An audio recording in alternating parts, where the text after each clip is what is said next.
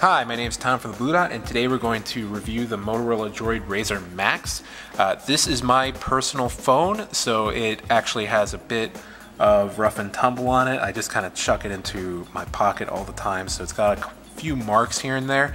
And that's one thing to talk about with the Droid Razr MAXX, is that it is a tough phone.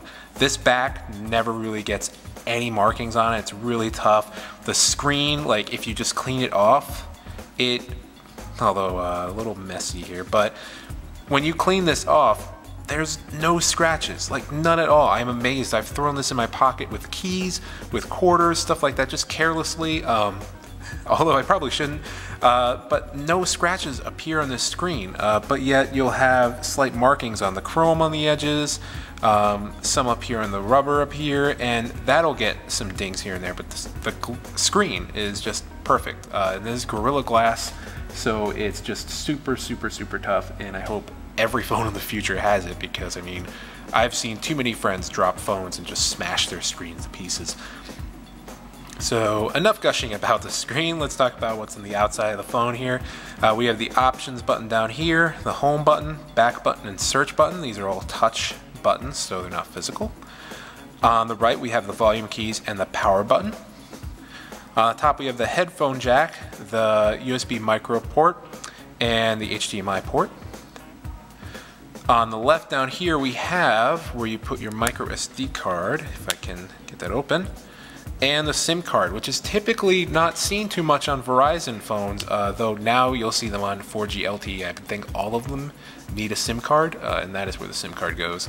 And also, inconveniently, a very tiny ESN number is on there for you to activate it. On the back we have the Kevlar back, which is pretty tough. I think a little bit overkill, but it's a cool feature. Up here we have the 8 megapixel camera that shoots in HD 1080p, the flash, and another speaker. And down here we have a microphone, and there's another microphone here. So this has two microphones, one for the front for talking, and one for the back for recording. Alright, also in the front that I almost missed is the speaker and the front-facing camera, and if we can get a little bit of reflection here. Alright, so let's turn this on. Now this is running a sort of unofficial Jelly Bean 4.1.2. It hasn't officially come out.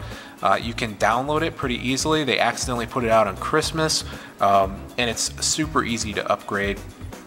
You just put it to your micro SD card and just kind of boot it up and tell it to run it from that, and it'll upgrade automatically. Nothing will happen. You won't brick your phone. It's actually an official, non-official release. It was accidentally put out, but it'll work just fine. And the reason I upgraded was so that I could have the Google Now widget. But other than that, it should look almost exactly the same. One thing I like about it is that when you wake it up, you can swipe to the right to unlock, but you also have the option to go right to phone, camera, or text if you want to. It's very convenient. I'm going to just unlock it for now. Now this is a pretty big screen. It's 4.3 inches with Super AMOLED. So it's beautiful, it's vibrant. I think it's a lot better than their past screens. They've really outdone themselves this time. It kind of reminds me of Samsung screens, very bright and vibrant. Now the biggest feature of the Motorola Droid Razr MAXX is that the battery life is just astounding. I mean, it has constant talk, constant use for 21 hours, almost 22, which is almost an entire day of just using your phone non-stop. If you have it by standby, like just sitting around, it'll last for over 2 weeks of just hanging out there. And it may even last even longer if you just turn off 4G or 3G or have Juice Defender on here. It can last for ages. I've never had a phone last that long, and this is significantly better than the Droid Razr, which I've had before. The battery would drain before the day was even over of me not even using it. Now this has a dual core processor in it, so it's super fast. It also has 16 gigs of internal storage. You're able to expand it by 32 gigabytes, which gives you a ton of space, which is good if you're going to record a lot of HD video. Alright, so let's check out the keyboard. Let's make a new one. Now, I've talked about this type of keyboard constantly in the past. It's called Swipe, and you can just swipe names. So I can go, hi, my name is Tom. There we go. And it just types it out automatically for you. You can do this really fast.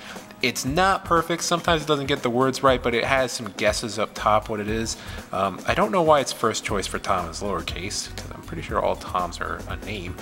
And it just works really well. You can turn it off or on if you don't prefer it, or you can put it sideways and use it as a bigger keyboard. I typically, when I'm using swipe, I like to just leave it like this. It's just a little bit easier. And it works really good just as a normal keyboard. It's much better than some of the stuff I've downloaded before.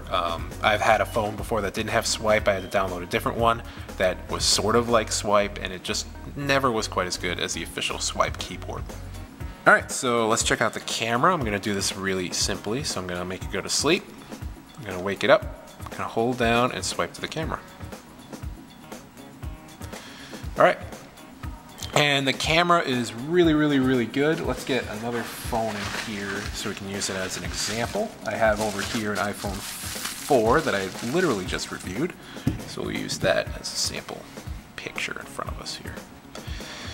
And it does pretty well. You can set it to take macro pictures. You can move the focus around. Probably focus on this because it'll focus on the reflection. All right. And it does a really, really good job. You take the picture by pressing here. You can also turn around the camera to look at yourself, and all the options you'll probably need are all listed down here. You have plenty of options. You have exposure, type of mode you're going to be shooting, the scenes. So if you don't want to play around with the settings constantly, you can set it for sports specifically or night portrait. Though if you're shooting in the day, make sure it's not set to night portrait or else everything's going to be blurry. Over here you can put in some effects. And there's some more settings over here, widescreen, volume key function, and geotags. So let's switch to video. And video shoots in full HD 1080p. One warning though is, although the battery on this is super, super, super awesome, shooting in HD will just destroy it. I've seen it so many times before that when you're shooting video, even if it's not HD, it will just destroy your battery the longer you run it. And this can shoot video for hours because I have enough memory on it, but the battery probably won't last that long. But you get a lot of the same options that you get on the camera, except you can turn your flash on as a flashlight if you're shooting at night. You have exposure, just like before, different types of modes. Auto scenes, so if there's going to be some wind flying at you, it'll do something for the microphone back here. It might turn that off and turn this one on so it's shielded. You can put it for concert, so it's ready for like lights being flashed at it. It'll make sure it doesn't like blow it out. And balance if you're a little shaky. There's other options down here. You can bring down the resolution. So if you want to save battery life, you can put it down to DVD, which I really like that it did that. It actually shows you what these resolutions are. Some phones just tell you, oh, this is HD, such and such, and oh, this is blah, blah, blah. It just shows you a whole bunch of numbers. But this one tells you exactly what these would be for. So, whoop, went a little sideways there. So this is True HD, 1080p. This is High Definition 720p. This is DVD, so this is stuff you typically see on DVDs. VGA, which is what you typically see on like a standard TV. It's a little bit below DVD. And QVGA, I don't know what that stands for, but I'm pretty sure that probably has something to do with it being optimized for online. It's going to be pretty low. I mean, if it's more than half of what you see on DVD, it might be a little gritty. But if you wanted to take a video and send it to a text to somebody, that would be the quality you want, because otherwise it's going to take ages to get to them or not at all. So this is a 4G LTE device on Verizon Wireless, so it's super quick. It's one of the best phones out there, or at least it was for a little while until the Samsung Galaxy S3 and the Note came out, but I still think this contends really, really well with it. And now there's a newer version, the Motorola Razr MAXX HD, which has a much better screen, but it's pretty much the same when it comes to battery life. It's pretty close. So if you have any questions about this phone, just ask them below. I've had this for a while, so I'll be happy to answer them. My name is Tom for the Blue Dot. Thanks for watching.